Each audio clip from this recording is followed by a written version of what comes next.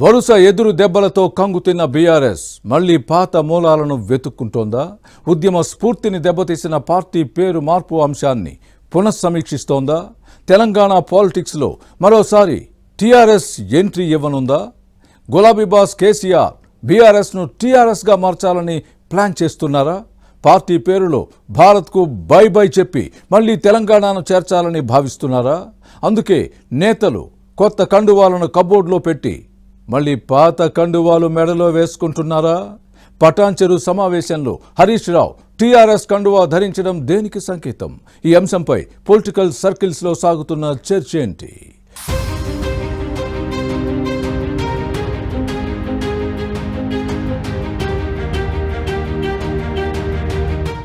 తెలంగాణ రాష్ట్ర సమితి టీఆర్ఎస్ ఈ పేరు వినగానే ఎవరికైనా ప్రత్యేక రాష్ట్ర ఉద్యమం గుర్తుకొస్తుంది.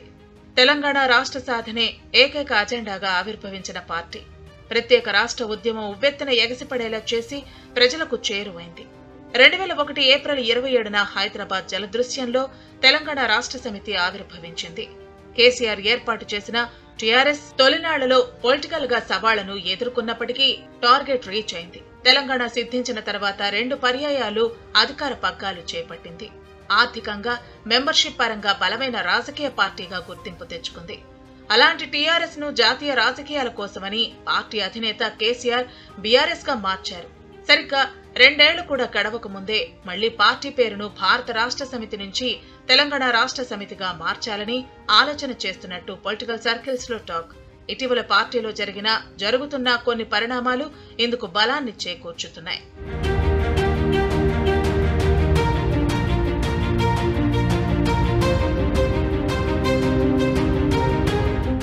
రెండోసారి ముఖ్యమంత్రి అయిన తర్వాత కేసీఆర్ దృష్టి జాతీయ రాజకీయాలపై పడింది.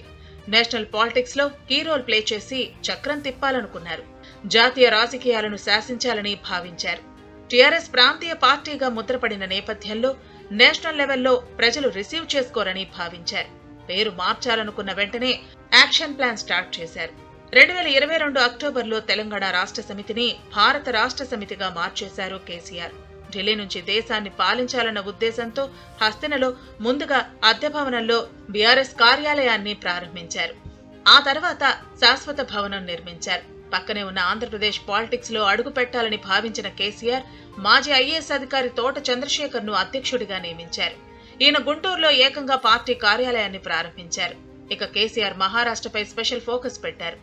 ఆ రాష్ట్రంలో సభలు నిర్వహించడంతో పాటు మాజీ ఎంపీలు ఎమ్మెల్యేలను పార్టీలో చేర్చుకున్నారు.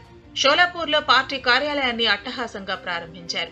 తెలంగాణ సంక్షేమ పథకాలను తమ రాష్ట్రంలో కూడా అమలు చేయాలని కోరుతూ మహారాష్ట్ర నేతలు బీఆర్ఎస్ లో చేరటంతో ఇక తమకు తిరుగుండదని భావించారు కేసీఆర్. అలాగే ఒడిశాలో మాజీ సీఎం గిరిధర్ గమాంగ్ వంటి నేతలను చేర్చుకుని అక్కడ విస్తరించాలని ప్రయత్నించారు. ఫింగర్స్ పై లెక్క పెట్టే విధంగా మాత్రమే నేతలు చేరటంతో కేసీఆర్ లెక్కలు తప్పాయి. బీఆర్ఎస్ విస్తరణ ప్రణాళికలు పట్టాలు తప్పాయి. కేసీఆర్ ప్లాన్ వర్కౌట్ కాలేదు. ఇక 2023 అసెంబ్లీ ఎన్నికల్లో బీఆర్ఎస్ బ్యానర్ పై పోటీ చేసిన కేసీఆర్ కు సొంత రాష్ట్ర ప్రజలే షాక్ ఇచ్చారు.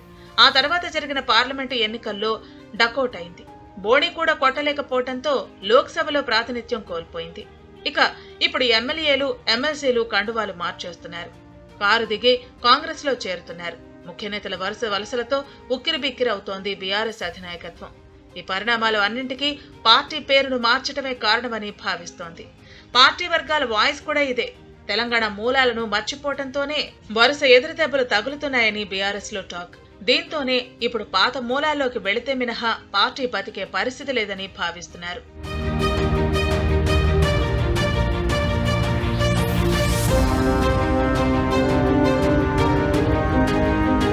ఎన్నికల్లో బీఆర్ఎస్ వరుస ఓటముల తర్వాత కేటీఆర్ తెలంగాణ భవన్లో, కేసీఆర్ ఫామ్ హౌస్ లో పార్టీ నేతలు కార్యకర్తలతో సమావేశాలు నిర్వహించి వారి అభిప్రాయాలు తీసుకున్నారు.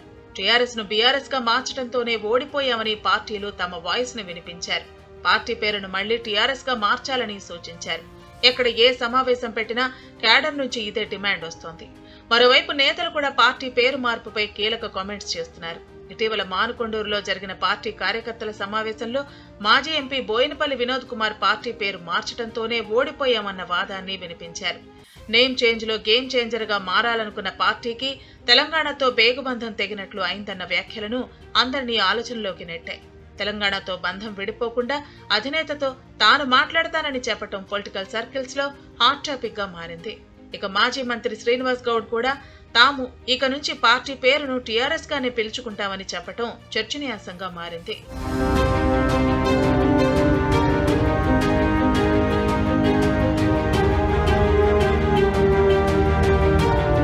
ఓవైపు కేడర్ నుంచి ఒత్తిళ్లు, మరోవైపు పార్టీ పేరును మార్చాలని నేతల నుంచి సూచనలు వస్తున్న నేపథ్యంలో మాజీ మంత్రి హరీష్ రావు ఇటీవల పటాన్చెరులో జరిగిన సమావేశానికి టీఆర్ఎస్ కండువాతో హాజరయ్యారు. ఈ అంశం పొలిటికల్ గా సెన్సేషన్ క్రియేట్ చేసింది. ఇది యాదృచ్ఛికంగా జరిగిందా లేక మళ్లీ టీఆర్ఎస్ గా మారబోతున్నామని చెప్పే సంకేతమా అన్న చర్చ సాగుతోంది. ఇన్నాళ్లు పార్టీ పేరు మార్పుపై జరుగుతున్న ప్రచారానికి హరీష్ కండువా వేసుకోవడం బలం చేకూర్చుతుందన్న వాదన వినిపిస్తోంది. పార్టీ శ్రేణుల నుంచి వస్తున్న సూచనలతో కేసీఆర్ కూడా బీఆర్ఎస్ పేరు టీఆర్ఎస్ గా మార్చే ఆలోచనలో చేస్తున్నారా అనే చర్చ కూడా సాగుతోంది. అయితే 5 ఏళ్ల పాటు టీఆర్ఎస్ పేరును ఎవరికీ కేటాయించకుండా కేంద్ర ఎన్నికల కమిషన్ ఫ్రీజ్ చేసింది. ఇప్పుడు ఆ పేరును తిరిగి కేటాయించాలని బీఆర్ఎస్ నేతలు కోరితే సీఈసీ ఇచ్చే అవకాశం ఉందా లేదా అనే అంశంపై హస్తినలో ఎక్స్పర్ట్ సంప్రదింపులు జరుపుతున్నారనే టాక్. జరుగుతున్న పరిణామాలను పరిశీలిస్తే బీఆర్ఎస్ ను టీఆర్ఎస్ గా మార్చే విషయంపై నిర్ణయం తీసుకునే అవకాశం ఉంటుందంటున్నారు పొలిటికల్ పండిట్స్. ఏం జరుగుతుందో చూడాలి మరి.